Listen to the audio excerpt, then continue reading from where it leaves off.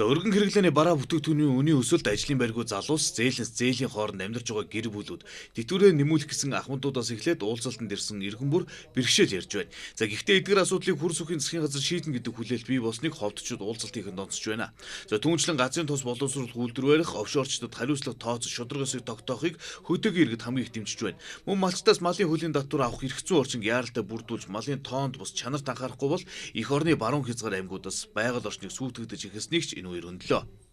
Монгол улсын одоо газрын тосны үйлдвэрийг хийх хэрэгж байгаа, төрийн урдчилан засагч хэрэгж байсан, одоо бас яригдж байна. Гэхдээ энийг ёстой нэг хүч тавиад энэ дээр нэг зоригтой шийдвэр гаргаад тэгээ тосныхон үйлдвэр, бензин шатхууныхон үйлдвэр эх орондоо үйлдвэрлээд гаргадаг болцоод одоо хүмүүн шиг баярлмаар байна. Би 27 настай эхнэр 3 хүүхэдтэй. Миний өргөө орлоггүй миний сарын үндсэн цалин 550 мянга, дээр нь 3 хүүхдийн 60 мянга, нэг 3 хүрээгүй насны хүүхдийн 50 мянга, 665 мянган төгрөгийн өргөө орлоготой. Гэтэл амьдралын шаардлагаар зээл авсаар байгаа 9 сая төгрөгийн цалингийн зээлтэй. Би сард 400 мянган төгрөгийн цалингийн зээл төлдөг. Ийм л байдалтай өнөөдөр миний амьдрал явж байгаа юм. Юмны үн маш их хэцүүдээ их нэмэгдэж байна. Ялангуяа Ховд аймаг сүүлийн үед эмийн үн хөөгчүүд хэрэгэлдэг даралт одоо юуны энэ байна бүгд үн нэмсэн. Хамгийн наадмын жишээ хөөгчийн цаас 500 төгрөг байсан 1000 болсон. Утааны асуудал бол Улаанбаатарт дайны болцсон байгаа. Тэгэхээр ховдын утааг бууруулахын тулд бид бүхэн бас шугам шүлжээгээ өргөсгөх шаардлага байгаа. Ийм учраас энэ чиглэлийн хөрөнгө оруулалтыг та бүхэн бас хийж өгөөч гэдэг асуудлууд байна. За манай хөрөлцөх одоо анх ерөнхий сайд болж явахтаа хөдөлтэй офшорчдыг ирсэн яг буудна гэж гарч ирсэн юм. Одоо тэр офшорчуд хаваа тэр мөнгө нь хаваа малын хөлийн татвар бол ерөөсөө авдгүй энэ мачтаас. За малын хөлийн татварыг бас орон нутгийн иргэдийн төлөөлөгчдийн хурал нь одоо авч өөрсдөө бас зохицуулж тэндээ эргэж тэр авсан мөнгөөрөө эргэж нэгж хадлан бэлдэж энэ нөхцөл болцоог бас хуулиар хангаж өгчээ. Өнөөдөр энэ байгалыг өөрөө нөхөс хэрэггүй утал дарж байгаа. Энд одоо үнэхээр санаа зовж байгаа. Тэгээ юм учраас малаа чанаржуулъя, байгалаа нөхөн сэргээе, малчнаа жаргая.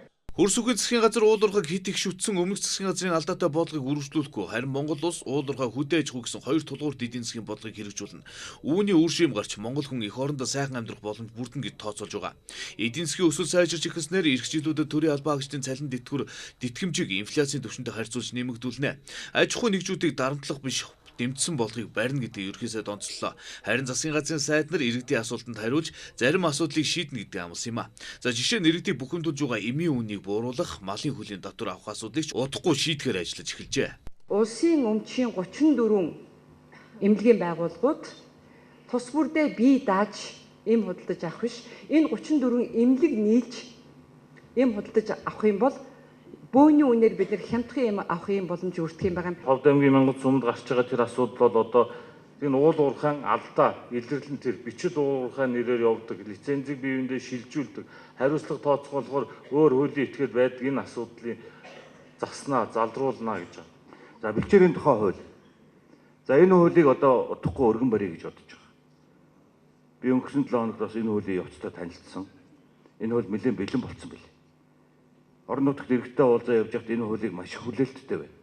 Энэ хуулийг гаргах цаг нь болцсон гэж бодож байгаа. Тэгэхээр удахгүй өргөн барина.